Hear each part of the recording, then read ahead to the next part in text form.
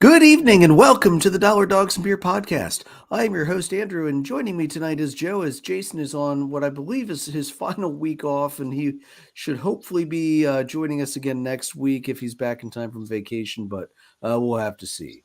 Joe, how are you holding up, bud? Holding up, man. Trying to hold the ship down here without Jason. Yeah, Trying to keep you in line.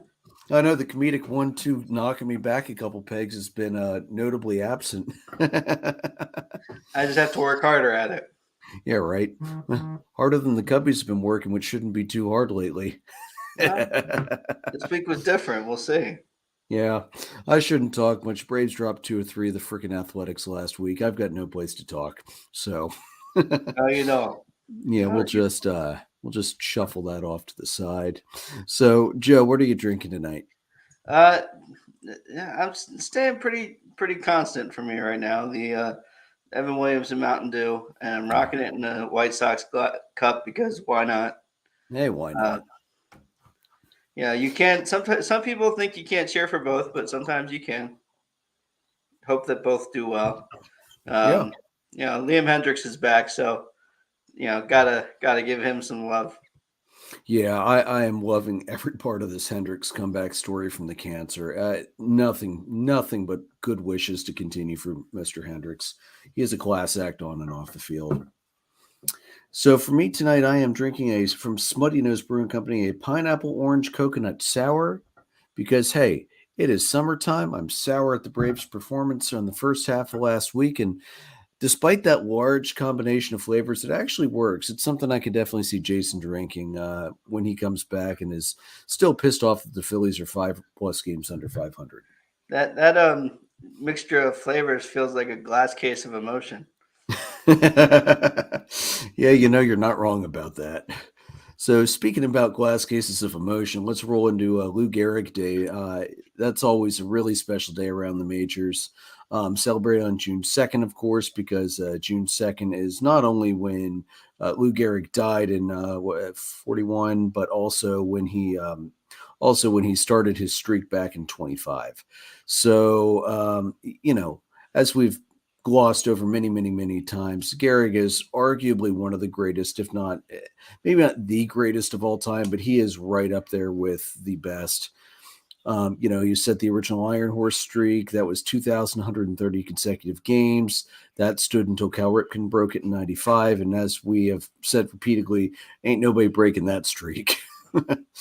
Lifetime OPS of 1.080, which is third all-time behind Babe Ruth and Ted Williams. Again, very good company to be in. Gehrig owns 3 of the 6 best RBI producing seasons of all time, 185 in 1931, which is second most all-time. And then 173, which he did in 27 and 30. That was tied for 5th most all time. By the way, thank you for that note on the Gehrig 185, Joe, as bringing that to my attention. So looking at Baseball Reference, they have Gehrig's lifetime WAR at 113.8, which is just insane. It's the most all-time of any player whose primary position was first base. Second all-time at first base was Albert Pujols with a still very respectable 101.5. Gehrig's 7 best seasons, his WAR was 67.7. Pujols' best 7, 61.7. So it, big jump there from between Pujols, who was amazing that we got to watch, and Mr. Gehrig.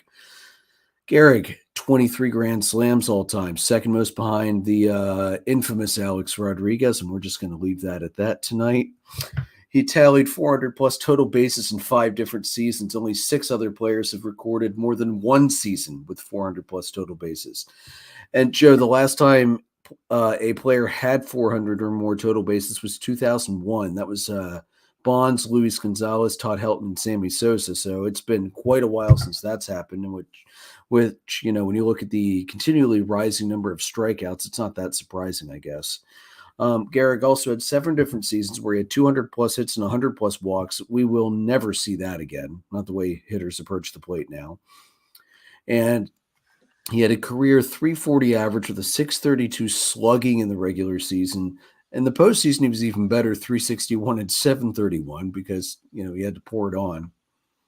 So Gehrig died of a disease called ALS. It's also known as amyotrophic lateral sclerosis, better known as Lou Gehrig's disease, named after him. He was the first really famous person to contract ALS. MLB, they use Lou Gehrig Days a Day to help raise money and awareness for ALS research.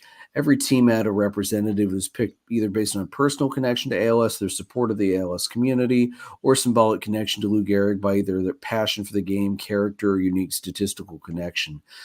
Joe, I'm just going to use the brave Sam Hilliard as an example because Hilliard's story is really poignant.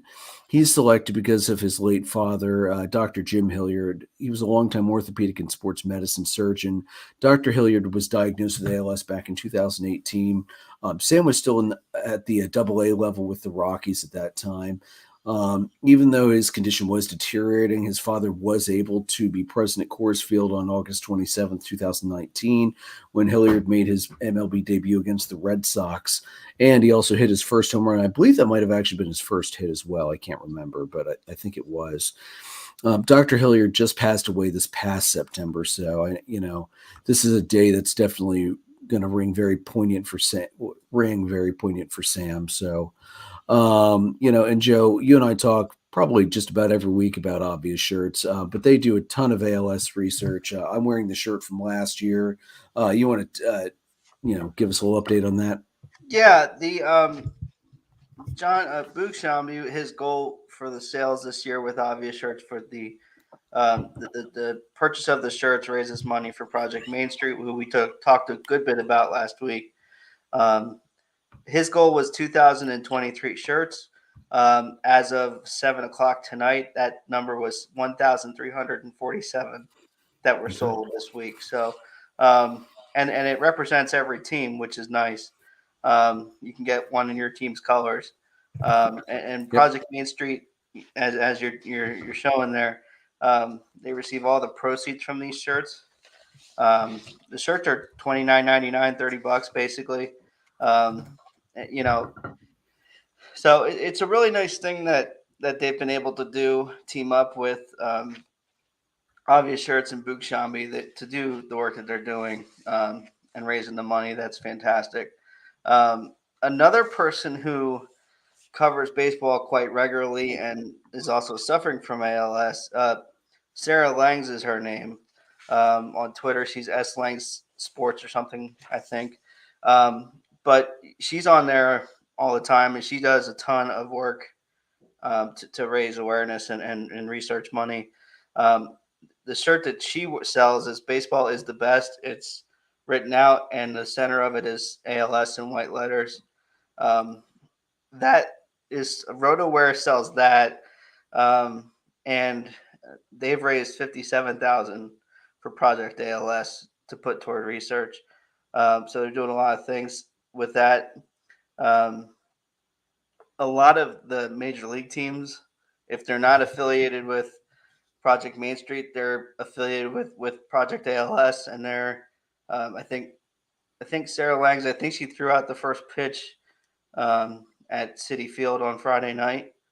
And there was a great story on MLB.com for that, and sort of her friend was celebrating her and all that she does, because she's also an MLB.com writer. Her friend Mandy Bell, created a GoFundMe. They raised 105,000 for ALS research. There's an auction that's involved with MLB who does that to raise money for that. And then I think also she's got it's called Project Fist Bump is what I heard.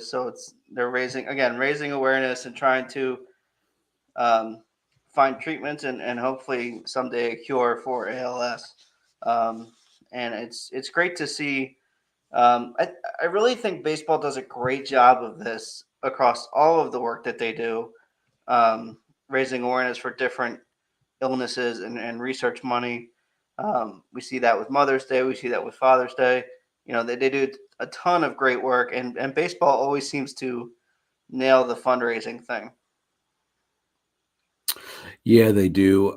Lou Gehrig Day, I think they probably do better than almost any, and it's such a poignant story. It's a story that so many baseball fans learn when they are growing up. You can still download or listen to the recording of Lou Gehrig giving his speech at Yankee Stadium on his last day before being forced into retirement because of ALS. And if you've never downloaded it and listened to it, just do. Gehrig talks about how lucky he is, but he also talks about in a, I guess, more roundabout way, he's also talking about how fortunate he has been and how thankful he is for the support he received over the years. And it's, like I said, if you've never heard the speech, which, I mean, if you're a baseball fan, you haven't heard the speech yet, what the hell are you doing? Go listen to the damn speech. It's one of the finest speeches in sports. But yeah, this is one, I used to work in healthcare. I don't anymore, but when I worked at one of our local hospitals, we did treat patients with ALS. It is here in Lancaster County. It's obviously not a ton. It's a very rare disease, which has slowed research over the years, which, ever since the Ice Bucket Challenge took off all those years ago, more and more funds have been poured into ALS, and especially with Major League Baseball's assistance behind it in trying to help raise more funds. I mean, I believe the auctions are still ongoing right now through MLB, and all proceeds from those auctions will be going towards ALS research as well. So, yeah, MLB screws up a lot of stuff. Let's be real. This is one thing that they nail every year, and I hope they continue to do just exactly what they're doing this year. And, Joe, I got to read the story from the MLB writer. Oh my God, that was just it was beautiful and heart wrenching all at the same time. Just beautifully written. All right, so that's Lou Gehrig until next year, and again, hopefully, as more of this money comes in, we can find better treatments. A cure is probably going to be many years down the road, but even if we can get better medicine to improve quality of life for the patients suffering from ALS, that would be such a huge step forward. Absolutely. All right, so moving on, we have Silvia Alvarez. She was today named the new spokeswoman for MLBPA. She's taken over for the previous communications director, Chris Dahl, who is going to be shifting to his senior advisor position as he phases out into retirement January 1st next year. Alvarez has been part of the union since 2019, and she's got a lot of previous experience with other things. She worked in campaign and government offices for Senator Cory Booker, as well as New York City Mayor Michael Bloomberg. So she is definitely well experienced and a good choice, I think, by MLBPA to promote her upwards. I think I read that Chris Dahl had been with MLBPA since like 95, 97, something crazy like that. So I guess we could say the dude's earned his retirement now. It's a long time. Yeah, maybe time for a new voice. We'll see how things go. Yeah, I think she'll do well for him. All right, so let's get to a fantasy update for a Week 9 recap. This is a great week for us, Joe. I have to notice that with Jason and Ron being conspicuously absent, we just get to crow about how well we did. As I took Ron down in an absolute smackdown, 20-6, and you put a beating down on Jason, 18-8. And as you pointed out before the show started, you are the only one who has beaten Jason this year. The third time now, or second time that you've taken him down. Well done. 2 out of 3. Nothing wrong with that. So looking at the overall standings, Jason does still lead, but that lead got significantly cut with the performances this past week. Jason's at 135, 95, and 22. I'm at 116, 113, and 23 at 18 and a half back. Joe, you're at 115, 116, and 21, so almost back to 500 too. You are 20 and a half back. And Ron, who was making some good progress the last couple of weeks, it kind of fell flat in his face last week. 94, 136, and 22. He is 41 games back at this point. So, for me, Joe, I haven't seen my team light up the scoreboard like this in weeks. It's been due, especially after Ron snuck his first win of the year against me. It's been due.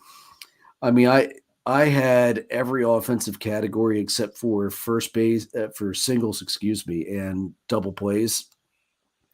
And I took almost all the pitching as well. He took hits, he took walks, and we split holds because I don't have a non-closer pitching. So it was, and he took whip and OBPA, but those were both very close. So it was, I finally had everything click, and now I'm going to lose deGrom for the year, and we'll get into that later. I'm going to lose Judge for a while, probably because it sounds like he's got a broken toe. So I'm going to enjoy this victory while I can, because it might be a little bit before I have at least another big victory like this again. What'd you think of your team this past week? Yeah, mostly good, obviously. A lot of Jason and I's categories were within 5. So it really wasn't as big of a blowout as it looks like. It was definitely a competitive week. It was back and forth, and all of that. I do think that Jason's team played pretty well. I just got lucky in enough categories to win. Yeah, I mean Well, that was. sorry, Joe, go ahead. I'm disappointed that I lost the hold category. I think for the first time all year. Uh, but yeah, I mean, a lot of the pitching categories that would. I mean, I think Jason had an even split between pitching and hitting as far as the categories he won. Most of the categories. I mean, I guess I got a good mix too. It's kind of it's hit or miss depending on how things go. And like I said, most of our stats were within 1 or 2, and in a few cases 5, between each other. So it really wasn't nearly as bad of a blowout week, as evidenced by the fact that neither of us really gained a ton of ground on Jason. Speak for yourself. I picked up like 10 games. You did. But yeah, I mean, I was pleased with how my team performed, and I made a couple of pickups last week that made a big difference, and we'll see how things go. I would love to see a couple more weeks like this, but like I said, with Judge going down, it might not be quite as big of a margin of victory. Yeah, I mean, it'll be interesting if you're conspicuously absent next week if I beat you. So I haven't missed one episode of the show since we started. That ain't gonna happen, bud. When you beat me, you can feel free to rub my nose in it. consider that done. Yeah, I have no doubt about that. Yeah. All right, Joe. So who needs to read the room this week? Umpires in general, but particularly Phil Cuzzy last night for the Cubs Padres game. His called strike accuracy was 82%.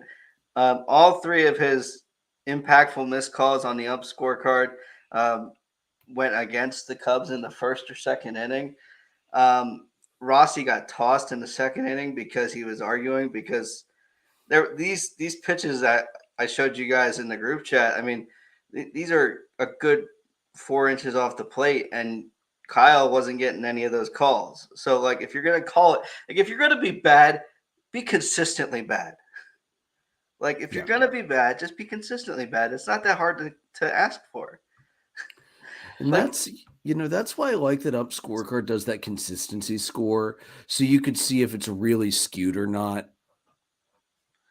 Yeah, I mean, it was pretty ugly, at least the first couple of innings.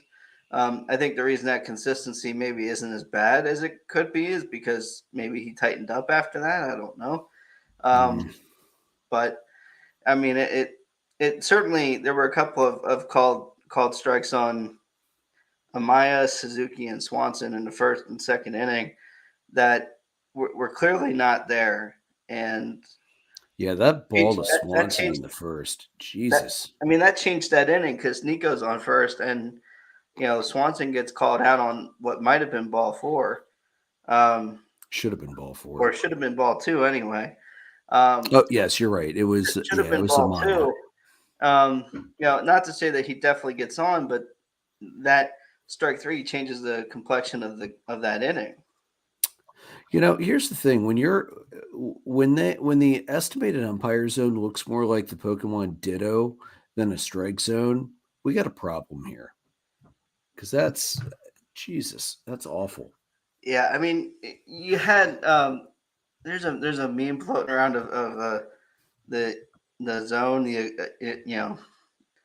the pink blob that you see on the scorecards, and one of them is if it looks like Patrick Starr, we may have a problem. Yeah, exactly. So I mean, look, it's ridiculous that we can't get some consistency here. I know in the minors they've got the ability to challenge, so maybe we start doing that if we don't do Robo. I don't know.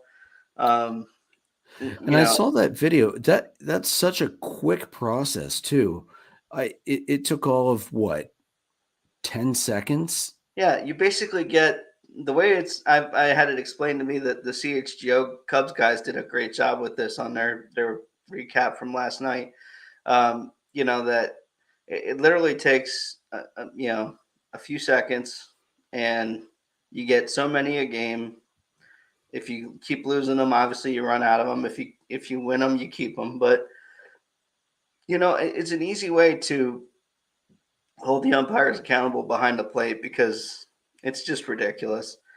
Nico was on the radio today, and he was just like, the TV strike zone is not always accurate. Like, don't flip out too much, but at the same time, it's like some of these calls are directly impacting scoring opportunities and changing the complexion of the ball game.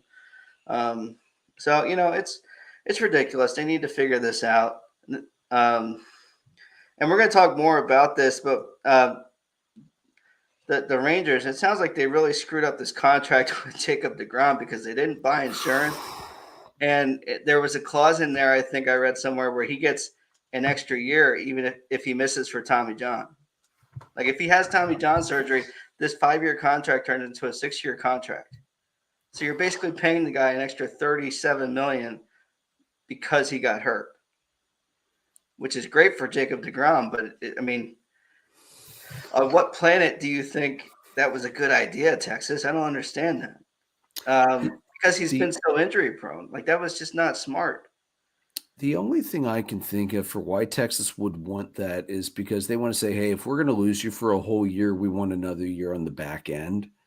Yeah, that part makes sense. But it feels like it was almost a guarantee at some point that something was going to happen because let's face it, that's been pretty much every year since the Mets training staff screwed them up. Yeah, and I think too, the read the room goes to Mets fans in the offseason, really, because Mets fans in the offseason went ballistic when Epler and Cohen didn't want to sign him. And obviously we knew deGrom didn't want to stay, but Mets fans went ballistic, some of them on Epler for not working harder to keep him. And it turns out they were right to not do that. So a lot of Mets fans today, I think, are going to need to, claim a mea culpa for their thoughts on Jacob deGrom leaving last summer. Yeah, without a doubt.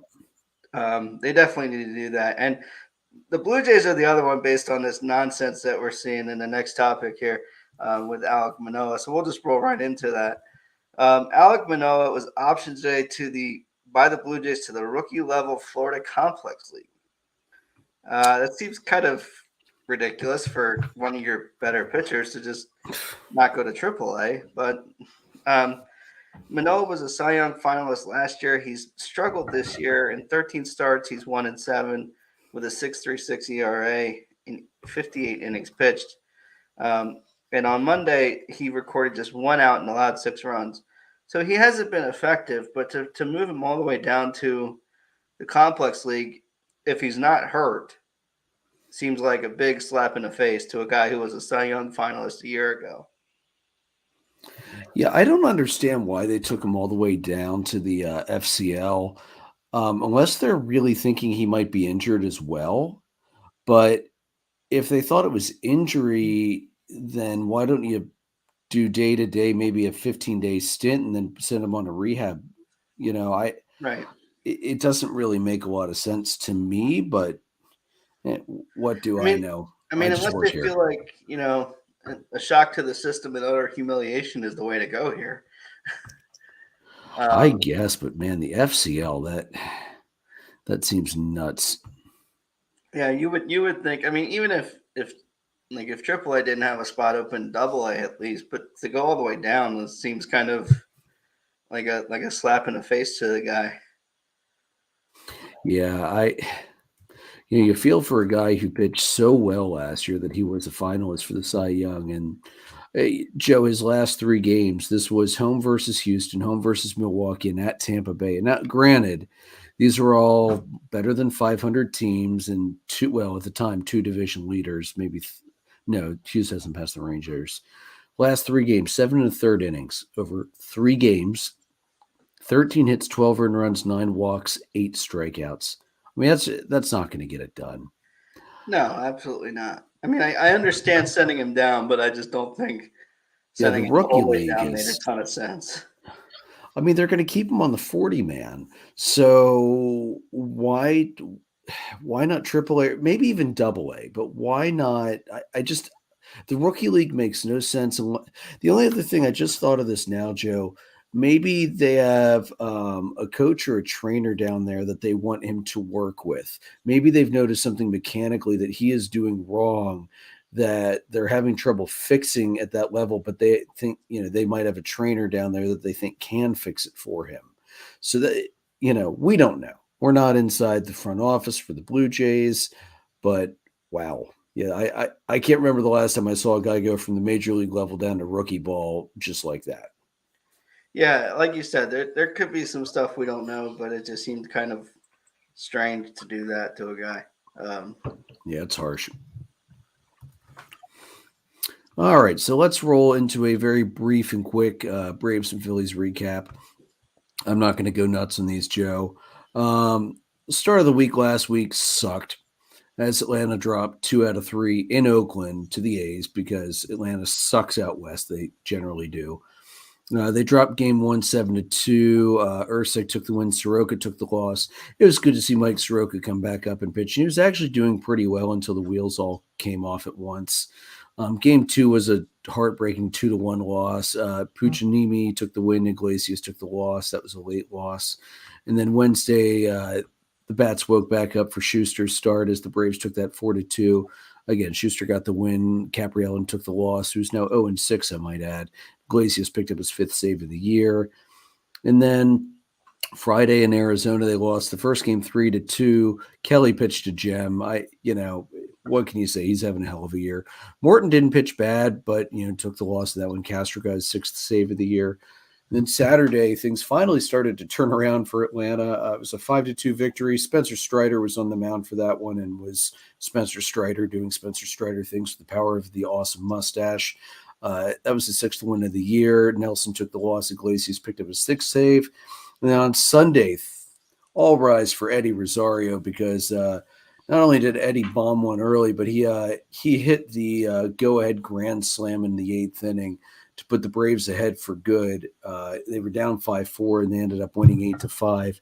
A.J. Minter took the win and shockingly didn't give up a run in that game. Castro took the loss, and Iglesias picked up his 7th save of the year. So, Soroka, he had a second start in there. It would have been was it the one that we lost the bullpen? Yes, one. I think that was that was Sunday. He got lit up quite a bit more in that game. The Braves did option him back down to AAA, which I think was the right move. He's showing that his stuff is coming back. He's not probably quite ready to be up in the major leagues full-time as a starter. I mean, if they needed bullpen help, he would probably be a good long arm out of the bullpen option for them. But I'm okay with them taking him back down to AAA. Get his feet wet. You see he still has some good stuff. He was making some good-looking plays out there defensively. He looked like he had no problems running around. Looks like the Achilles should be no issue moving forward. So, just give it time. The dude hasn't pitched in the major since 2020 because he had back-to-back ACL injuries. Or not ACL, Achilles, excuse me. Injuries, yeah. Yeah. So, since this is not MLB The Show, this is not going to come back just like that. You got to give the guy some time. So I think Atlanta, even with the injuries that they have taken to the starting rotation, I think they are able to give him that time, which is honestly such a blessing for the Braves to have the depth that they have right now and have all the guys step up that have stepped up. In particular, I just wanted to shout out to Bryce Elder, who should be who very well should be one of the all-star selections with his 1.97 ERA he's got going on right now this season. And if the Braves and Mets ever can get started around this rain delay, he will be the pitcher tonight. So we'll see about that. And then for the Phillies, real quick before you jump into the Phillies. Yeah, go ahead. I forgot to read the room here. I had Marcell Ozuna. My God. Yeah, dogging it down. Dogging it down. Towering fly ball, and it's 415 feet. He watches it until it drops in play, and only gets a single out of that. If you hustle out of the box, you might score a little league home run on that ball. Yeah, it hung out up in the air for 7 seconds or so. And everybody knows in Arizona, it's high walls out in dead center. Like, unless you absolutely crush the ball like Jorge Soler did in the World Series, and by the way, that ball still hasn't come down yet, I don't think. Unless you absolutely just annihilate a ball like that, run, move your ass. Like, I'm so tired of guys not hustling stuff out. It was reminiscent of the White Sox last year. Oh my God! Not hustling. Where they tried to use the worst excuse in the history. We're trying to save our guy. Yeah, and half of them got hurt anyway, Lou. Yeah, and I think the fact that Snit, promptly benched him was the right move. Good. And remember, from this one, he's done that before. He did that to Acuna back in 18 or 19 when Acuna dogged out one that he thought was gone. And Snit pulled him right then and there and told him to go take a seat on the bench, and he wasn't playing the rest of the game. That's the best player on the damn team. Good. I'm glad he doesn't, do anything different with certain guys, and I'm glad he did the right thing with Ozuna. That was just stupid. Yeah, Snit doesn't take shit from no one. That's one thing I love about the guy. There is no chill with Brian Snitker. You screw up on something, you screw up. That's, everybody screws up. That's fine. You screw up on something dumb that you know better. Nah, take a seat. No, and I just to talk about the Braves for a second, you're right. They're very lucky to have the depth they have to be able to stay afloat with all the injuries they've had in the pitching rotation. They're very fortunate there, and I mean, they're a well built team, that's for sure. Yeah, I can't say enough about the job that the front office has done over the last couple of years. They've kept we've traded quite a bit of our farm system to Oakland to get Matt Olson and to get Sean Murphy. And you know what? Looking at how that's worked out so far, I wouldn't do anything different in those two trades because the pieces we have sent over have definitely not produced what we have gotten back. No, I think you've got to give a huge hat tip to your front office. They've nailed everything.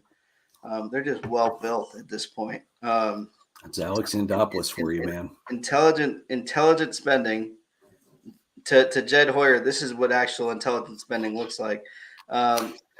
It's fantastic what AA has been able to do and keep that team afloat. We'll ignore the Marcell Ozuna re-sign because everybody's allowed to screw up a couple moves here and there. Yeah. Although Ozuna's finally at least hitting like a below average hitter instead of so far below the Mendoza line. If he hadn't hit 4 home runs in 3 games, he was gone. So that's something at least. Yep. All right. So rolling into the Phillies, it was a rough stretch for the Phillies last week. They came off that last loss to Atlanta in the 4-gamer that we split. And then they went straight to New York and got swept by the Mets. Senga won the first game, beating Ranger Suarez. Robertson picked up the 9th save of the year. That was a 2-0 loss for the Phillies. Wednesday was a 4-1 loss. Carrasco took the win for the Mets. Nola took his 4th loss of the year. Robertson picked up his 10th save. And then on Thursday, it was a 4-2 loss. Mad Max picked up his 5th win, beating former Met Taijuan Walker 4-3. And I know Ron and Jason were really ticked off about that one in the group chats. Smith picked up his 2nd save of the year on that one. And then the losing streak would hit 5 before things would finally turn around as they lost the first game in Washington 8-7 to Cortland Finnegan. Picked up the win in that one. He beat Connor Brogdon. And then things finally turned around for the Phillies. They won the second game 4-2. Covey took the win. Gore took the loss. Kimbrel got his 8th save. And then on Sunday, they won 11-3 as Ranger Suarez finally got his first win of the year. Williams took the loss in that one for the Nationals. So, and then they did win last night as well, 8-3, which we'll cover next week. But, it's the Tigers and the Nationals, guys. These are the games you need to be winning right now. And I know I don't have a lot of space to talk right now after Atlanta dropped 2 out of 3 to Oakland. But then again, Atlanta's winning the games they need to win against the better teams. So I can forgive these little hiccups against these garbage teams that they have no right to be losing to. But yeah, Joe, it's been a roller coaster ride of emotions watching Jason and Ron in the freaking fantasy chat right now for this past week. They were not happy campers. Yeah, I as we'll find out, as I kind of alluded to in my rant last week, I didn't watch a ton, so I kind of tried to remove myself from the negativity of I don't blame you. My own negativity and the Phillies negativity. I tried to keep myself above that for a few days. And then, Trey Turner, I was reading an article where writers are trying to predict, the All-Stars, and we'll kind of touch on that a little later, but they're getting down to the reserves and they realize, oh crap, we haven't picked a Philly yet for this All-Star team.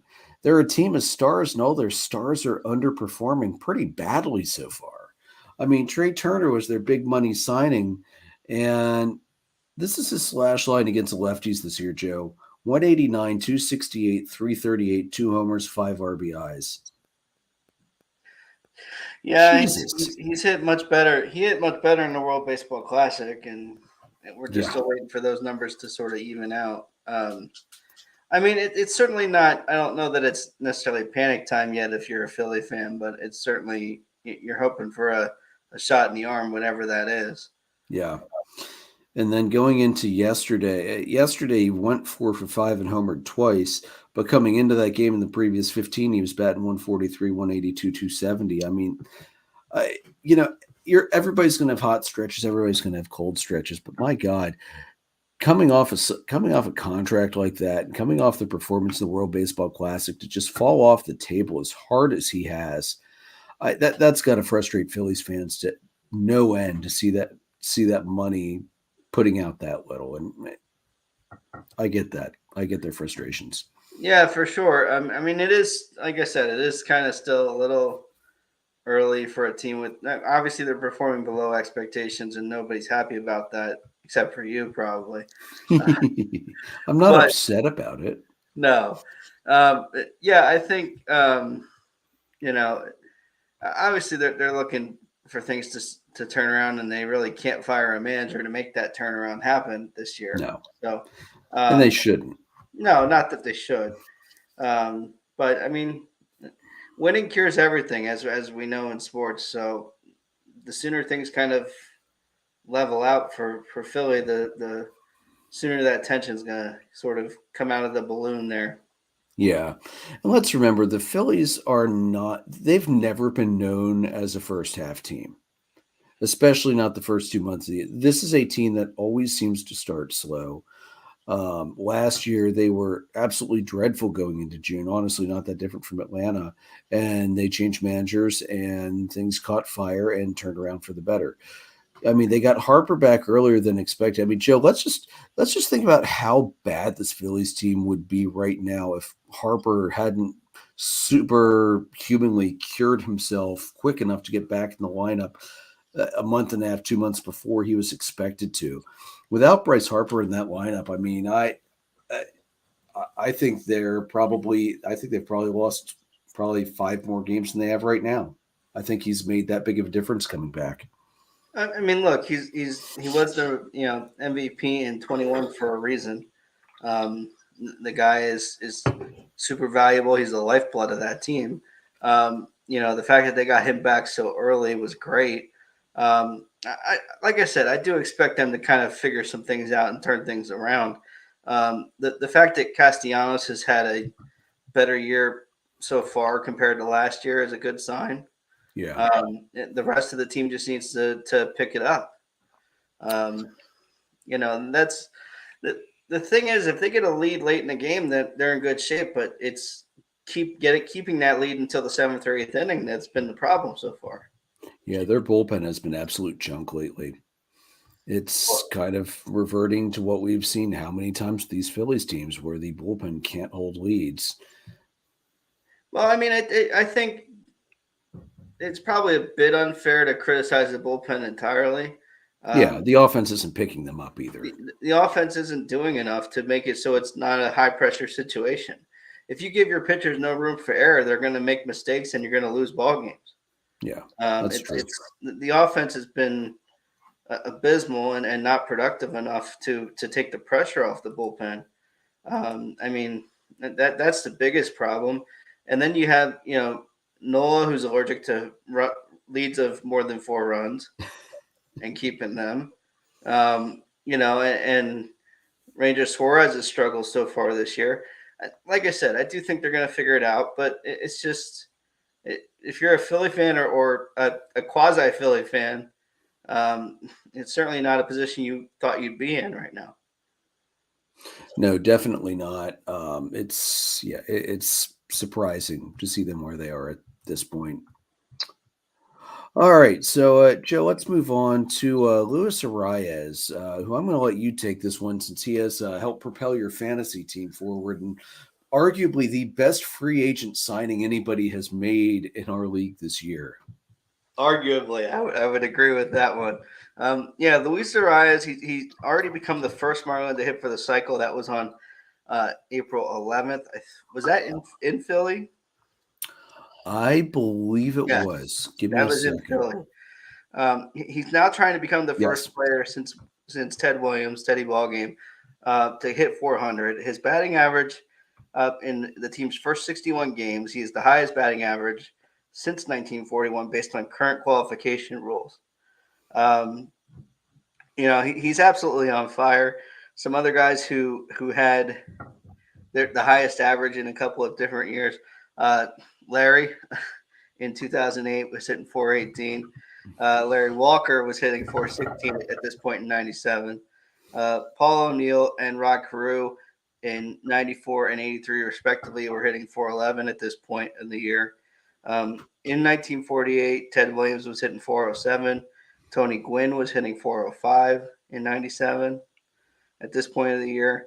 And in that 400 season for Ted Williams, he was hitting 403 at this point of the season. So Arraez is hitting 399 through those first 61 games. He's been absolutely on fire. I think he's had 2 or 3 games where he was 4 for 5 or 5 for 5. I know he had a 5 for 5 this week. Mm-hmm. He's been absolutely excellent so far this year. The latest into a season that by team games that a player has hit 400 plus, George Brett was 134 games into a season in 1980. John Olerud was through 107 in 1993, and Larry Walker 96 games through in 1997. So the big question here is, do you think he can break the 400 at the end of the season? I think if there's anybody in baseball right now who is a disciplined enough hitter to do it, I think it's Arraez. Remember, he did win the AL batting crown last year with I always say like 315, 320 average. So we know we know he can sustain 300 plus. Is he going to crack and hold on to that 400? I just don't think he's going to. I'd love to see it. I would really love to see it, even if it kills me in fantasy baseball, because it's, 400's almost been put up there with the Cal Ripken streak of we're never going to see this broken, especially the way hitters have changed their approach to hitting. But if there is a player in the league right now who could do it, I do believe Arraez is the guy who could do it. I'd love to see it, honestly. Yeah, I agree. I think he's got a good shot at it. This Marlins team, as we talked about last week, is frisky, and they have just been lighting it up and winning games. They're 8-2 at this point in the last 10 games, so they're continuing to stay hot. It's certainly possible. They've got the lineup for it. He's got protection around him to do it. Their whole team is hitting, so he's got a good shot at it as long as the rest of the team continues to hit. If for some reason, the rest of the team stops hitting, he's going to get a ton of walks, and I know that doesn't affect batting average, but it's still, he's not going to get as many good pitches to make good contact on it. Yeah, and that year in 2008 when Chipper started 418, I remember that year. It's one of the best seasons I ever watched Chipper play. He ended up winning the batting crown for that year. I think it was 364. Yeah, 364, which was 1 point off the all-time switch hitting record for a season, which was 365 set by Mantle back in 57. So good company to be in right now, Mr. Arraez. Absolutely good company. Yeah, and I think he can do it as long as he stays healthy. Yeah. And the rest of the team continues to hit. I'd love to see it. I really would. Like I said, even if it kills me in fantasy, which odds are it will. Yeah, I mean that 400 and the 400 average by Ted Williams, the Cal Ripken streak, the DiMaggio hitting streak, those are all records that seem impossible to get to at this point. Those are the three sort of immortal statistics. Along with 512. Yeah, with 512 as well. Because nobody pitches long enough into games or pitches long enough into a career anymore to get we've talked time and time again that we're never going to see another 300 game winner. So yeah, I'd put 512 up there too. Yeah, for sure. I was looking more at the offensive side of it. But from a pitching standpoint, you're right there. Nobody's going to hit that. And I think you're almost going to see a shifting of the 300 used to be the gold standard for pitchers for Hall of Fame consideration, I think. And now it's going to probably drop to somewhere around 275, 250 because a lot of them either A, aren't pitching long enough to get a win. You're not seeing guys pitch complete games anymore where, they have enough juice to last the whole game and the team takes a lead late. They get pulled so much earlier. So that, 250 is probably going to be the new pitching benchmark at some point. Yeah, I think you're probably right about that. And, the Marlins ignored all those metrics last year with Alcantara in his Cy Young winning campaign when he was like a pitcher of old, pitching deep into games, picking up complete games, picking up shutouts. And Alcantara has not started off so well this season. So maybe there might be something to the metrics that are saying pull the guy.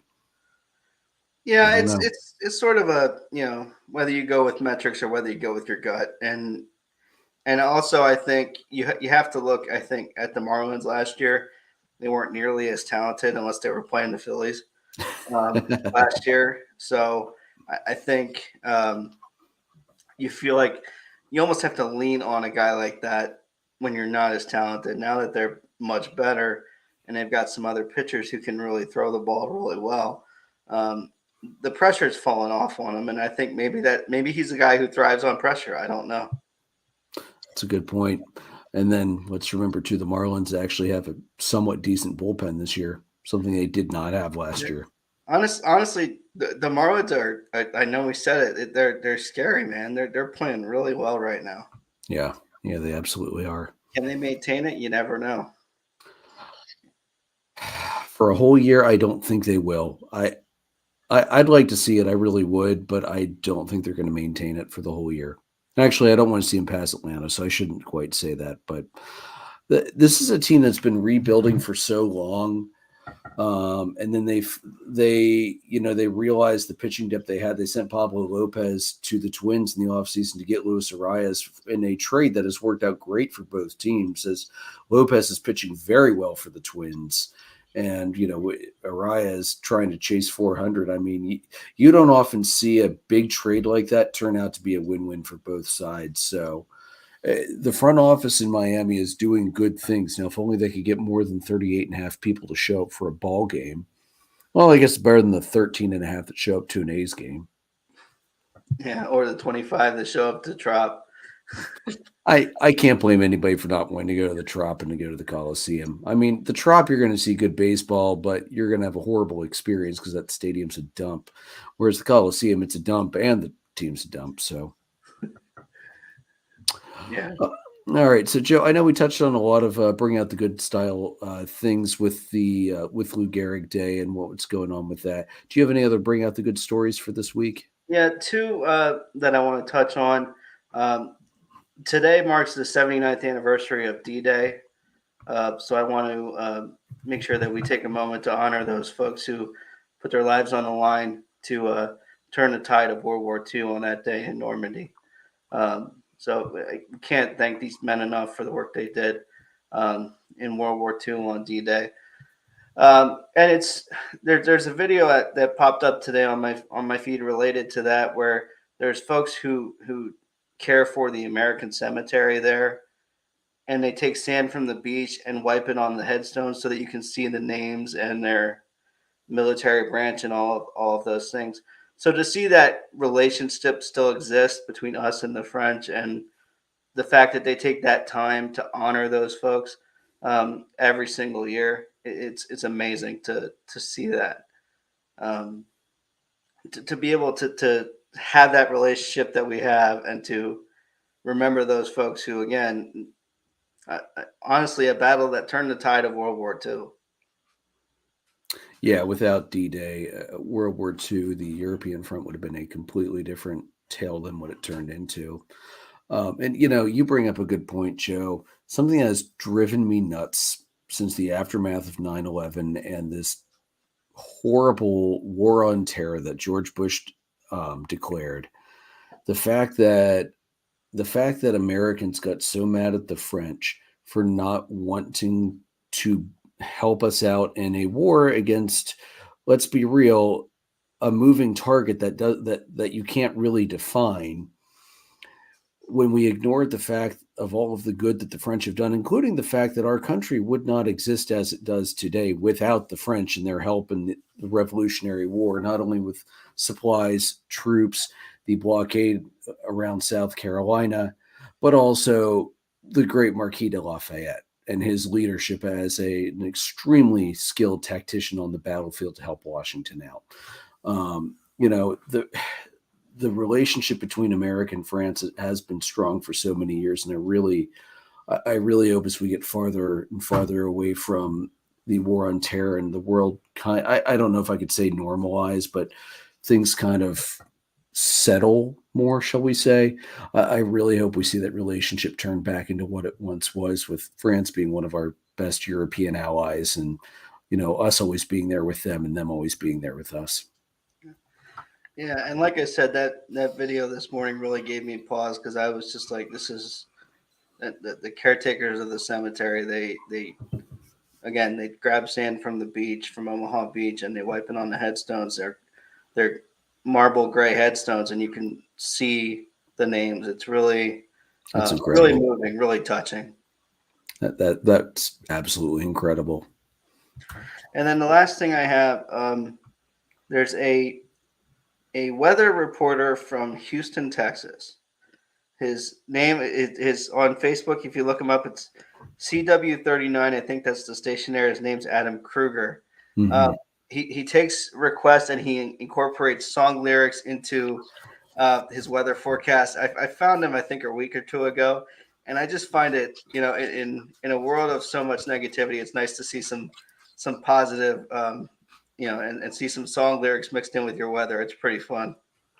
Yeah, I've seen some of his videos. He is so good at just slipping them in there. It's absolutely brilliant. And, especially for a guy like the weatherman, who often gets overlooked in the newscast, because, let's face it, we all get mad at the weatherman because it seems like he's wrong a pretty good portion of the time, even though when you really break it down, weathermen are far more accurate with a fickle thing than we give them credit for.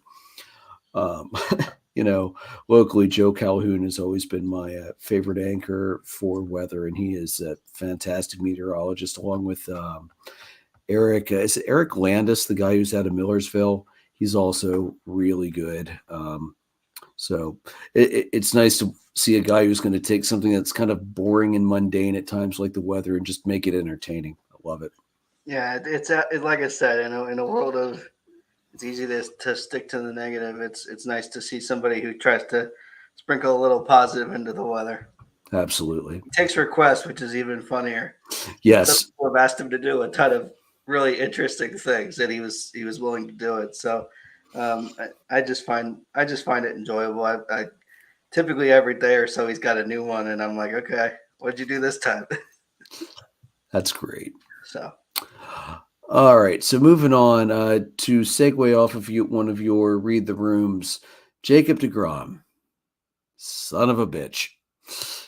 He now is going to have to undergo Tommy John. He has to get his UCL, that's the ulnar collateral ligament, repaired. He's got a tear in it.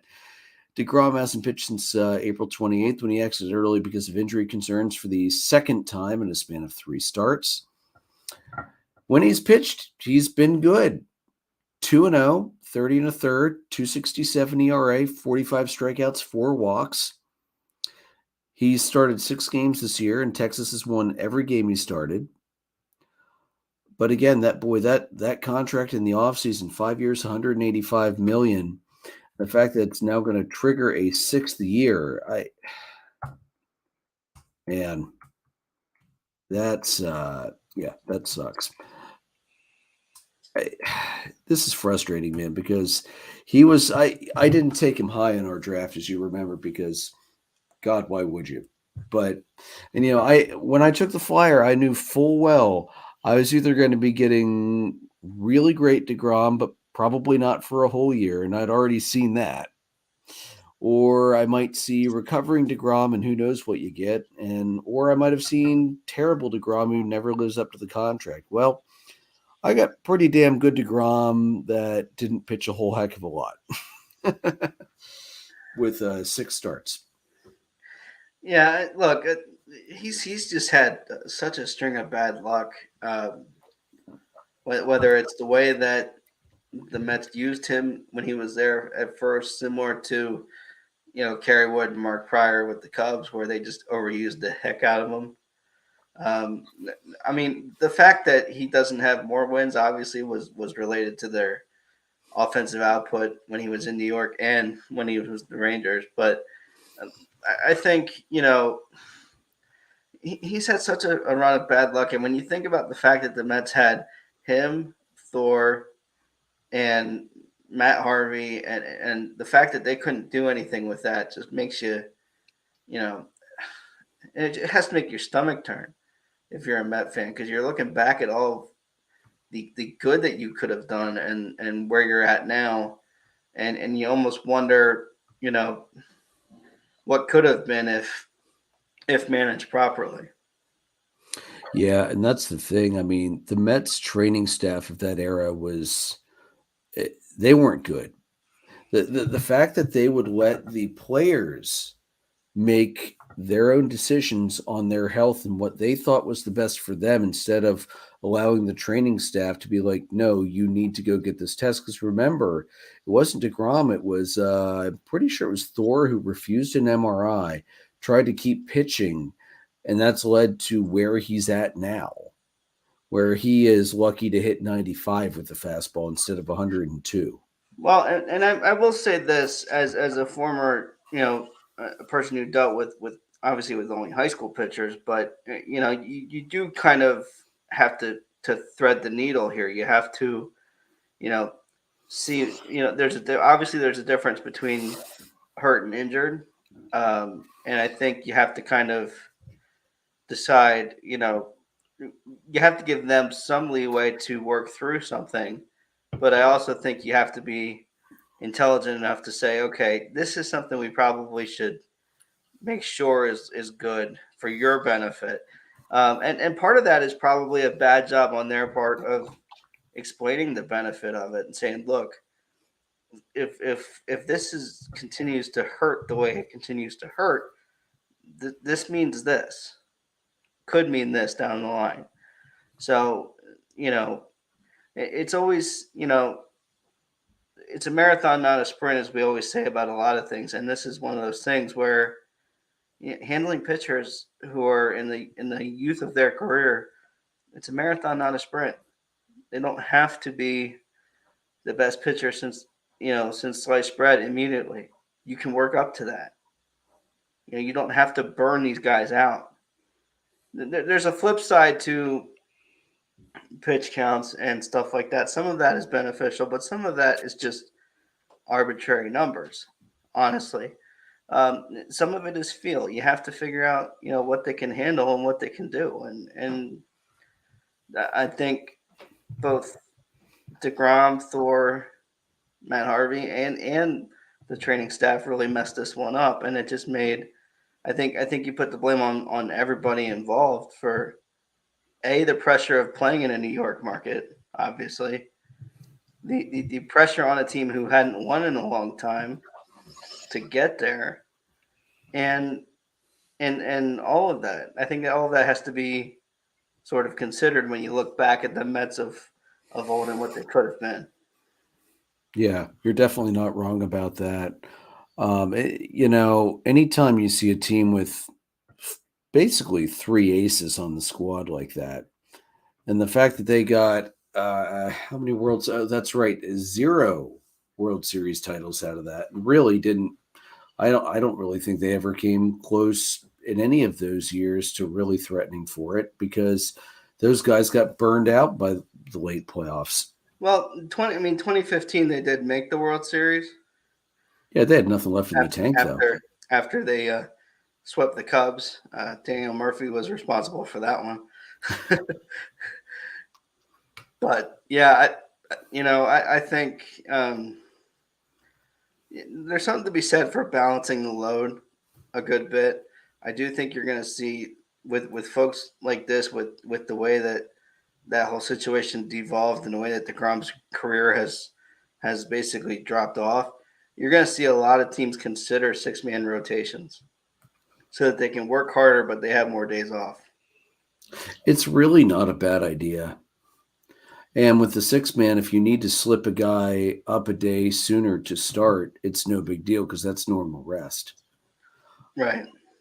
And one thing I have to say, I'd like to give a shout out to Atlanta's training staff, because they recognized what was going on with Max Fried and pulled him early and told him, no, you're going to sit until July and let this thing rest and calm down.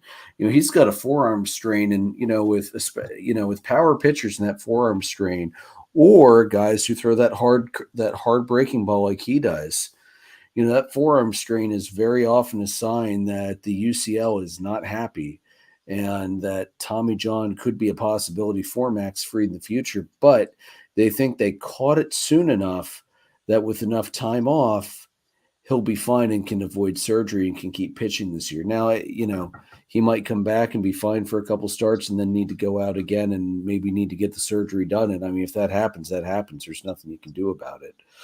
But the fact that, he's not fighting with Atlanta's training staff saying, no, I'm fine, I'm going to try and pitch. He is listening to the trainers and he is following the guidelines they are setting out for him.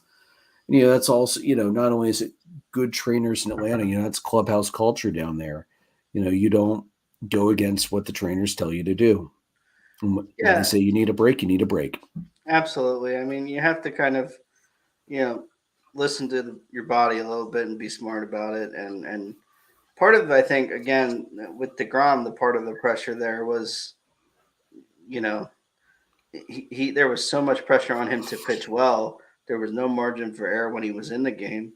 And he was so dang good that, you're going to ride that horse as long as you can, similar to what you see in high school with softball, where they ride that pitcher as long as they can. Yeah. If you have a great pitcher, then there's a good chance you're in the playoff conversation from the start of the year, in high school softball in particular.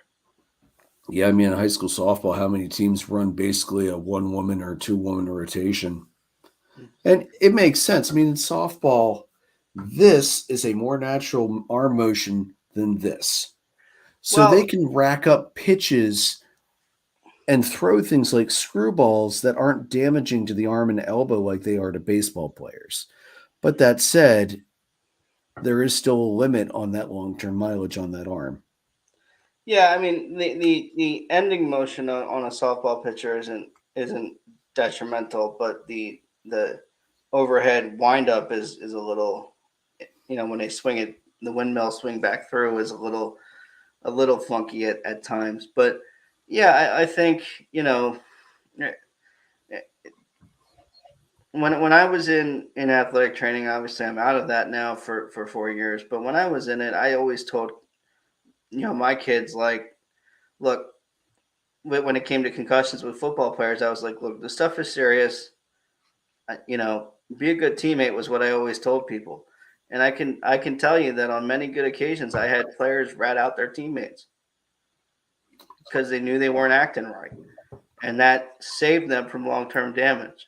So it's about being intelligent about it, and it's an organizational culture, like you said, that has to instill that. Yeah, and looking at concussions in particular, family member has had several concussions, and it took them probably close to a year until till all the symptoms completely went away. And I'm just thankful we caught the symptoms in time and got them to do brain rest and things like that, lightening up of activities until and then gradually start to build back up as the symptoms subsided and waned off. Concussions are nothing to mess around with. Right. I love that you instilled that be a good teammate idea. I wish that should be an industry standard. Doesn't matter what the level is. Yep. All right. So hopping on from that, Joe, you ready to get the paint out? Actually, look, the fact that they took 2 out of 3 against the Rays. They took Mondays. Mondays was 1-0 behind Stroman's complete game shutout. That was such a good start for me. That was phenomenal. He went obviously the full 9, but he 1 hit, 1 walk, 8 strikeouts. This is the Marcus Stroman that you paid big money for. This is the Marcus Stroman that Toronto had. Um, you know, and the only run in this game came off of a sac fly from a guy that Jason and I both didn't know based on my rant last week, from Michael Talkman. So look, there wasn't a ton of offense in this game, but they took that one, 1-0. I can't complain based on how I felt when the game started and the lineup was announced. Um, you know, um, and game 2 Tuesday, they took that one 2-1, so they won that series. They went up against McClanahan. Nico had a homer. Talkman had an RBI single that scored Ian Happ in that game.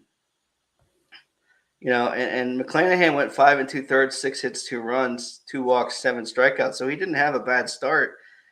But the Rays offense coming off of that game against the Blue Jays was non-existent for the first 2 games of this series. And then game 3, they lose that one 4-3 late. That's a bullpen game that was blown, and that kind of leaves a sour taste in your mouth based on how well the beginning of that game went. They were up 2-0 until the top of the 7th. Then it was 2-2. Then it was 3-2, and then they gave up 2 runs in the 8th.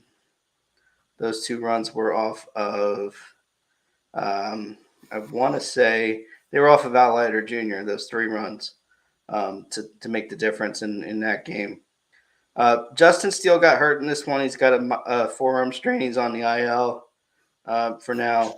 Wesneski came up the day before, and he went 3 2/3, 1 hit, 1 run, 2 walks, 4 strikeouts. He's making the start tonight against the Angels. Now that Steele is down, so I was pleased with how that series went. I didn't expect it. You really like a sweep if you're playing that well into the 8th inning, but 2 out of 3 is not bad against the best team in the league. especially how I felt Tuesday night. Yeah, I was about to say, if you're going to complain about taking 2 out of 3 from the Rays, we're going to have fighting words over that. Yeah, and then the Friday through Monday series against the Padres, they split that one 2-2. They took game 1 2-1 on Friday. They lost 6-0 on Saturday. 7-1 they won on Saturday or on Sunday, and then they lost 5-0 last night. Phil Cuzzy sucks. Phil Cuzzy does suck. So they win the first game of this 10-game straight road trip. Behind Tyone had his best start, who I obviously attacked pretty aggressively last week in the rant and attacked the Cubs and how they're handling him. He went 5 2/3, 3 hits, 1 run, 3 strikeouts. So this is the guy you signed in the offseason. This is what you were looking for. Going up against Michael Wacha, the fact that both pitchers pitched so well, there were only 8 hits across the game, 4 for each, and it was a 2-1 game. So getting that start out of Tyone was absolutely super important given the way that he's been performing. And then the Saturday game, the Yu Darvish revenge game, the Padres win that 6-0. The Cubs only managed 2 hits off of Darvish, which is just ridiculous. I really didn't like when they got rid of Darvish, and I still don't like that they got rid of Darvish a couple years ago. Darvish went 7 innings, 2 hits, no runs, a walk, and 9 strikeouts. Darvish has been excellent the last couple of years. There's really not much you can say about him. He's been excellent. Cubs win on Sunday 7-1 behind Marcus Stroman again, who continues to pitch exceptionally well. He leads the league with 11 quality starts already. It's a shame he doesn't have more wins to go with it. He's 6-4 and 1 no decision, but 6 innings, 4 hits, 1 run, 3 walks, 6 strikeouts. And then the offense came alive, which was good. And then last night they lose 5-0 behind Kyle Hendricks, who was able to get through 6 innings, but it was sort of needed to get through 6 innings and not. He retired his last 10 in a row, but when you start off crappy with crappy umpiring, and get behind the 8 ball pretty early, Gary Sanchez, who we've often critiqued for his poor defense behind the plate, he's a Wilson Contreras clone. He's a great offensive catcher, but that's about it. He had a 3-run homer in that first inning or second inning last night, so that really just took the wind out of the sails there. You want to know something crazy, Joe? Last night's 1.23 runs in favor of San Diego. That's not even his highest favorable swing towards one team this year. Back on May 15th. Hey, that was Jason's birthday. Happy birthday, bud. In the Dodgers-Twins game, he was plus 1.39 in favor of the Dodgers in that one. And he has had 3 games this year out of his 10 games he's umped? Yeah. 10 games he's umped. In 3 games, he has had a favor of 1 or higher. That's a problem. Yeah, it can't be that one-sided. It's absolutely disgusting. Yeah. Umpiring in itself needs to be fixed. And whether that's Robo or the challenge system, I personally think the challenge system is probably better. It still keeps the human side in it, but it also gives when it's egregiously bad. Obvious Shirts has that shirt about Joey Votto. If he doesn't swing, it's not a strike. The same thing about, say, a Suzuki. If Suzuki doesn't swing at it, it's not a strike. The guy knows the zone really, really well. So if he's not swinging at it, chances are it's not there. Yeah. And guys like that, guys like Juan Soto, who, have ridiculous on base numbers because they will take ball 4 and not swing at it. You know, those guys, if they're not swinging at it, then it's probably not a strike. Yeah. It's like I remember I have the book Planet of the Ump. That was oh God, which American League umpire was it? Anyway, he was doing a spring training game years and years and years ago. And Ted Williams was managing I believe it was the Texas Rangers at the time. And, he called strike one. It was a pretty good pitch. Might have been a little borderline, but it was a fair strike one. Kid slammed his bat, which, of course, got under the umpire's belt. Strike two, still on the edge, close enough for a called strike. And strike three, he rang him on a pitch that was, again, maybe just a touch questionable, but close enough that you have to swing at it. And, the kid flips the fuck out because he's a dumbass kid who's not going to make the majors and has to make his opinion felt. Because let's face it, everybody likes to make fun of the generations now for not being able to, handle their feelings. This kid was even worse than kids today.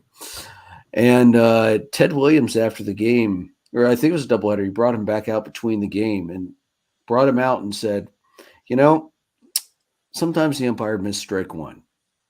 On rare occasions, an umpire might miss strike two, but never in my career did I ever let an umpire miss strike three. And just took the kid by the shoulder and walked him away. Yeah, you don't you don't leave strike three in the hands of an umpire. You absolutely do not. Yeah. If it's close enough, you've got to swing at it. Exactly. Protect the plate. All right, so let's hop on ahead. So All-Star Game Phase 1 voting is now open. It's underway. You can vote up to 5 times a day until June 22nd to pick the starters for the Midsummer Classic at T-Mobile Park on July 11th. And just what's happening with Phase 1, which I think they did this last year as well, the top vote getter from each league will automatically be named as starter for their position at the All-Star Game. Last year it was Cunha and Judge, if I remember correctly. I think you're right there, yeah. I know it was Acuna. I can't remember the American League, but I feel like it was Judge in his chase for 62. So, Joe, looking at your Cubbies, who do you think should make the All-Star team? Who would you cast a vote for? I think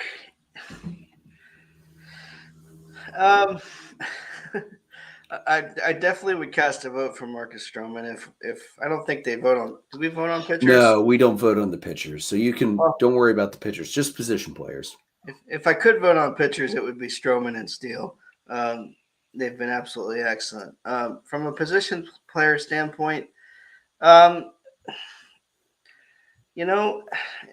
he wasn't hurt, probably Bellinger, because Bellinger has been insane. In the comeback year that he's had, I'd say it's kind of a tough sell, I guess, if I was going to pick somebody. Obviously, I'm a huge Nico guy, and he's been absolutely excellent. I mean, he's hitting 285, 26 RBIs, and he was hurt at one point. He's hit, his OPS is 735. So he's been a big spark plug for the team, and he would probably be obviously one of those guys that I would vote for. Ian Happ, probably. I mean, he's been, excellent in left field. Doesn't have quite the offensive numbers, but I think he's been, obviously if I were picking homer guys, that's one of the guys I would pick. And I mean, Morel's on there for DH. I don't know that I would do that, but he's kind of fallen off. Honestly, to me, if it was a position player, it's Nico. That's the only person that I would feel comfortable voting for. Not Dansby? Dansby's been okay. I mean, those two are the best middle infield in the NL Central, I think. But offensively, it's kind of been up and down for both of those guys. When they're hot, and when they're not. But Nico's been the more consistent of the two, I think. Yep. When I look at the Cubs roster, there's only two guys I cast a vote for, and it's Nico and Dansby. Hap's having a good year. The problem is the outfield in the NL is so deep, Yeah. and you're going to have guys from teams that need to get their obligatory rep in. And I think he's just not going to make it because of that unless he goes as an injury substitute. Yeah, I mean, when I look at the NL at shortstop, um, you have Dansby's got the 26 RBIs, and that's a huge component there. So I mean, he certainly is worthy of consideration. CJ Abrams has 29. Lindor has 40 and 10 home runs. So Lindor, I think, to me has been by far and away the best shortstop in the NL from a stat standpoint, not from a fielding standpoint. Not from a fielding standpoint, but from a hitting standpoint. From a power standpoint, yeah. Because I'd take Dansby's average over Lindor any day of the week. Oh, I would too, but I'm just trying to be somewhat realistic about who I think deserves to be there. I mean, I think Nico would the numbers would be the best in the NL at second base if it weren't for the time that he spent injured. So, he's been their mainstay. He's been excellent. Yeah, you're not wrong about that. All right, and then for me, it's a little easier for me to pick guys to cast votes for it. That's fair. Sean Murphy, without a doubt, dude should be in the MVP conversation. Same with Ronald Acuna Jr. I would cast a vote for Ozzie. Ozzie has 13th homer of the season tonight already. Although the Braves are down 2-1 right now, we won't talk about that. I would love to cast a vote for Orlando Arcia, but he missed such a big chunk of time after Hunter Green broke his wrist that I think the other shortstop should get consideration ahead of him first. But it's a pity because he's hitting 303 right now, and the dude's just been stroking it so well. I wish I could say Harris for his defense, but batting 198 ain't going to get you into the All-Star game unless you're an American League catcher. Ozuna, absolutely not. Travis d'Arnaud, I would consider at DH. 278, I know, is his average rate, was his average coming into games tonight. Here's the thing about third base. Riley is having a good but not great year so far. And that actually might be enough to get him in because third basemen have not been performing the way we expected them to coming into this year. Riley's not looking like an MVP candidate right now. Machado's not looking like an MVP candidate right now. Arenado's doing fine, but it's nothing special. So I could see Riley maybe slipping in as a reserve just because third base is not as deep as we were expecting it to be. But he's not getting my vote at this point, though. As much as I love to cast homer votes full of Braves ballots, I'm not doing that one. So for me, it's Acuna, it's Olsen, it's Murphy, and it's Ozzie for the guys I would cast votes for. Yeah, I think I don't know if you're going to do this, but I figured let's do Philly since we're talking about it. I think this goes back to what we were talking about earlier. It's a team of stars that aren't performing right now. I would say that I think Bryson Stott is having a good year. I think Alek Manoah is having a good first half. Those are some guys who deserve some consideration for sure.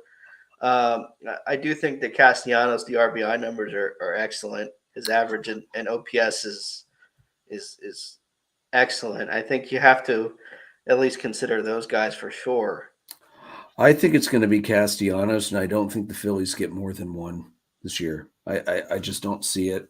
Brandon Marsh might slip in as a reserve as well, but I think what's going to end up happening is I think Castellanos is going to get the obligatory you need to get a rep nod, and that's going to be that. I mean, Castellanos is hitting 315. Let's be fair.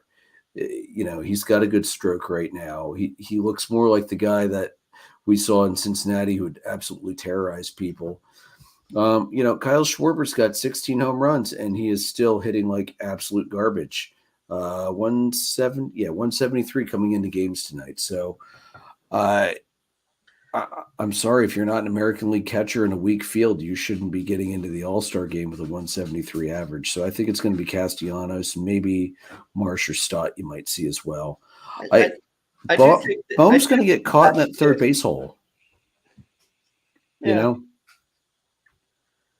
Yeah, there's a ton of talent at third base, so I can see what you're saying. But I think if I were casting votes for teams that we're fans of, that would be one of them. Yeah. No, and I think Jason would probably cast that vote for Bohm, and I would not disagree with him doing that. Absolutely not. But yeah, I really think it'll be Castellanos and maybe Stott. But that's probably going to be it for the Phillies. I mean, their starting pitching hasn't been consistently good enough with Wheeler and Nola. Their bullpen has been shaky. I mean, Kimbrel's starting to pick up saves, but Kimbrel's been knocked around quite a bit at times this year. So I don't see anybody from their bullpen making it. So I crazy as it sounds, because this is not what we thought when we started the season with the Phillies. They might be a 1 to 2 player rep, and that's it.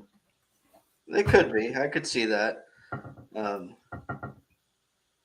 yeah, I could see it. I'm not disagreeing with you. I just think of the guys on that roster that I would could cast a vote for, those would be the 3 or 4. Yeah, no, I see what you mean. All right, so let's move it on to the A's. So, because nothing ever goes smoothly when you're trying to change cities. Nevada lawmakers, they adjourned their 4-month legislative session today without an A's stadium vote. The proposal could potentially be considered in a special legislative session at a date to be determined, where lawmakers would later vote on it. They also failed to pass one of the 5 major budget bills that included over $1 billion to fund capital improvement projects that fund things like the state public works and constructions, and that's also likely to be considered for a special session. In a statement overnight, Republican Governor Joe Lombardo said he would call a special session later Tuesday morning, where he would set the agenda for legislative priorities. So now, Joe, the timeline has gotten about as murky as mud right now. For a bill it's revived the national debate over public funding for private sports stadiums.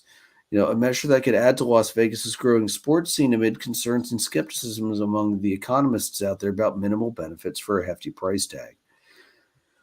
Manfred has said that a vote on the A's move to Las Vegas could take place when the owners meet on next week, actually, June 13th through 15th in New York. So let's look at the numbers once again quickly. The stadium is going to be roughly $1.5 billion, a retractable roof stadium. The public funding, $380 million in public assistance, partially through $180 in transferable tax credits, $120 in county bonds. Taxpayer-backed loans to help finance projects and special tax district around the stadium. Backers have pledged the district will generate enough money to pay off those bonds and interest, because, of course, they're going to say that. That's what you always say when you're trying to, bilk out public funding for a private sports stadium. I'm not surprised this didn't go to vote with everything that I've been reading over the last couple of weeks about this. You're talking about a state that's having trouble paying its teachers, and then to ask to divert that much money to a private sports team's stadium. That's kind of insane. It's an interesting debate to have. I think, I think, like you said, I'm not surprised this didn't go through. It's one of those things where, could you see the financial benefit? Sure. Is it worth it for a team that may not have the transferable fan base? It's possible. But to me, like, there's too much unknowns about the direction of the A's as an organization to invest public funding in a stadium that may or may not work out. I mean, for better or worse, the NFL is still the most popular sport amongst the majority of the country, right? So when the Raiders moved from Oakland to Vegas, the NFL is a big thing for betting, obviously. So there's going to be some general interest in that. If you're in Vegas and the Raiders are home, you might go to a game. Not that to say that the Raiders are obviously any good, but I think football is still king in a lot of places, and I think that you know that fan base was more transferable. Whereas the A's, it's kind of like we're not really sure what that fan base, what that ROI is going to be for Vegas and the state as a whole. So it's kind of, you know, there's too many unknowns on this one. And I remember when we were talking about this last week, I read a quote from one of the Democratic legislation ladies over in Nevada that basically said that they knew that fans were going to come streaming in from California to see the Raiders play in Vegas. NFL stadiums are pretty much always sold out. No matter who's playing, they're always going to draw a near full capacity for the stadium. The A's, the A's have so badly burnt bridges with the community of Oakland. You're not going to be seeing people from California wanting to come to Nevada to see the A's play. Now, if they're vacationing in Vegas, sure, and the A's happen to be in town, sure, they might, see a game, but they're not going to go out of their way to go to Las Vegas to see the Oakland A's, a team that has had no payroll for the last several years. Yeah, I mean, your payroll is the same as it was in the 1980s. It's ridiculous. That's absurd as a franchise in general. But I think, like you said, I mean, tourist season for Vegas is the best part of that is the spring and the fall and the winter. The summer is not a good tourist season for Vegas. It's too dang hot. Yeah, who wants to go to a place where it's 115? Right. I mean, it may be comfortable inside the dome, but like, if it's a nice day, you have a retractable roof for a reason. You're gonna have that thing open. If it's stupidly hot, obviously you're gonna close that and crank up the AC. But it's a little, it's not as much of a popular sport. I mean, the same thing with the Vegas Knights for hockey. Number one, they were good right away, and number two, it's a tourist season. So if somebody's in town and they're tired of losing their money at the casino, they'll go to a hockey game. They'll go to a football game. You're not going to have a ton of tourists out there in the middle of summer who say, you know what, it is so sticking hot out here. Let me go inside a stadium that may have its roof open and may not, for a team that's pretty much garbage. And let's remember, the Las Vegas Golden Knights didn't use any public funding at all to build their stadium. That is a 100% privately funded stadium.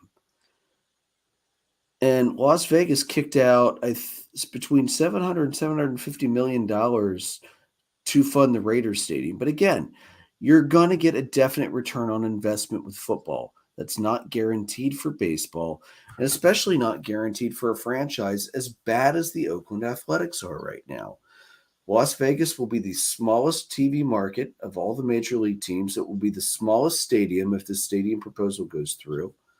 I mean, with all the budget issues that state is having right now, I don't blame them for saying to the Athletics, we're not really interested in putting up any public money on this. Well, I mean, and look, we talked at nauseum about the A's owner, who's just been terrible about his stance on things when it comes to the organization. Like, you're not selling any chance of a winning product in the near future. I mean, if this was a team like the Cubs could be, but they aren't performing to that, or if this was a team like the Orioles where there's a ton of potential there, or the Marlins, then it's a lot easier to say, you know what, yeah, we'll give you something. But when you have an owner who's burned every bridge with every, state and county leader that he can in Oakland and in California, that doesn't bode well for your track record. If these people give you money for a stadium and you aren't successful there, you're going to blame them for it? It's ridiculous. Yeah, and that's just it. So yeah, we'll have to keep an eye on that as it goes forward. See what's going to happen here. If Oakland's going to be willing to, is the city of Oakland going to be willing to renegotiate with the Athletics? maybe try and throw some public money in there to entice them to stay. Will Nevada eventually be convinced to maybe throw a little bit of money in, maybe less than what the A's want? A lot of moving factors that we're just gonna have to keep an eye on. Yeah, I wouldn't be. I mean, I think if the state gives them a little money, that wouldn't be disappointing. But to expect the state to fund as much as it sounds like they're looking for, that's just ridiculous. Yeah, that's insane. All right, so let's move it on, Joe. Just quick looking at the hot teams from this past week. I'm going to keep Tampa Bay up there, despite the fact that they dropped 2 or 3 to the Cubs. They're still on a 3-game winning streak now, and 6-4 over the last 10. I'm going to throw Toronto in there. I'm going to throw the Guardians in there. It looks like they're finally starting to maybe heat up and remember that they are allowed to play baseball. And in the AL West, the Rangers and the Astros are definitely on my list right now. Moving into the National League, I've got the Mets on the list coming out of the NL East. I'm sorry, not the Mets, the Marlins, not the Mets. In the Central, you got to put the Pirates in there in the 6-game streak. They're on 7-3 over the last 10. And as I pointed out before we went on air, they slipped a half a game ahead of Milwaukee tonight in the standings, always a good thing. And then I think even though Arizona did drop 2 of 3 to Atlanta, I am going to put Arizona on my hot list as well. They are 6-4 over the last 10, and coming into games tonight, they have tied the Dodgers. Something we have not seen very often in recent years of the Dodgers being tied for first place at any point in June. So those are my hot teams for this week. Joe, do you have anybody either you want to add or you want to argue off? No, I think you hit most of them. I mean, it's hard to argue with the Pirates. They continue to stay warm and stay hot and stay in position there. I think that the big thing about Toronto and the reason they're kind of rebounding a bit, they've got some spring in their step, if you will. George Springer is back in the lineup, and he's really been a shot in the arm for the Blue Jays offense. So that's something that can't be overlooked, the difference he's been able to make coming back into the lineup. Miami, again, they're on this list for a reason. They're obviously doing everything they need to do to be there, to be in second in that division and really keep the heat up on the Braves it's good work for sure. Texas and Houston, I don't think you're going to see a ton of drop-off with Texas with this deGrom news. I don't think it's really going to change anything for them. They've been doing pretty well without him. So as long as their guys continue to pitch well, Eovaldi and the other guys, I think, they're going to stay in the spot that they're in as long as they can keep that up. Yep, I agree. All right, so looking at games this week, Braves and Mets are live right now. It was a delayed start because of weather. Mets are up 4-1 in the top of the fourth. Carrasco for the Mets versus Elder from the Braves. Tomorrow night's going to be Morton versus Scherzer and Strider versus Verlander. Joe, we were talking earlier, and when Strider and Hunter Green were facing off, that was going to be a rough night for the offense. I think Thursday night's going to be a rough night for offense yet again. And then Atlanta finishes off this home stand with 3 with Washington.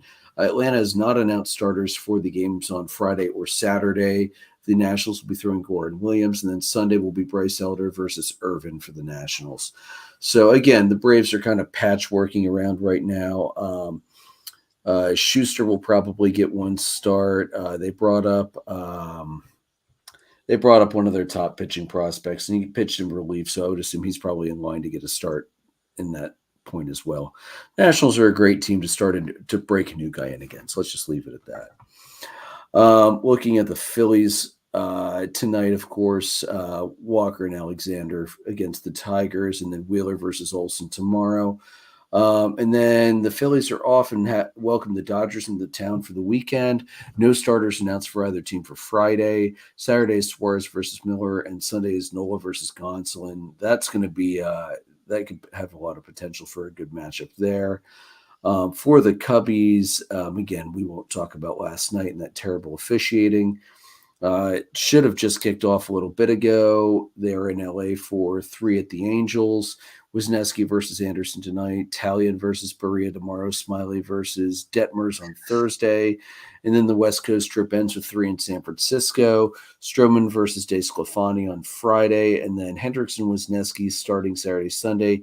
The Giants do not have a starter announced for Saturday, Sunday at this point.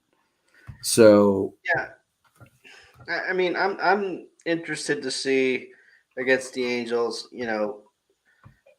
how much can Hayden rebound with the time he was in AAA. He's looked pretty good since he's been back up, but this is the first start he's making since he came back from AAA. So we'll see if he can do well tonight. Tyone, can he repeat what he did over the weekend?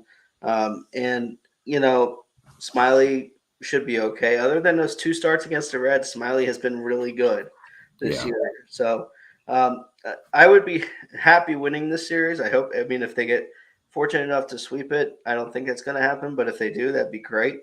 But winning this series, I think, is attainable. And the biggest thing is, even if they lose this series, as long as Seiya makes his pitch for the Cubs to Ohtani, we'll be in good shape, I hope. Yeah, I definitely get that. Ohtani is going to he's going to shatter record books this offseason as a free agent. And any team that does not offer him a contract, that's insane. There is literally no team in the league that cannot be improved by the addition of Shohei Ohtani. So. Well, it just does so much for your ball club, a guy like that who can do so many different things well.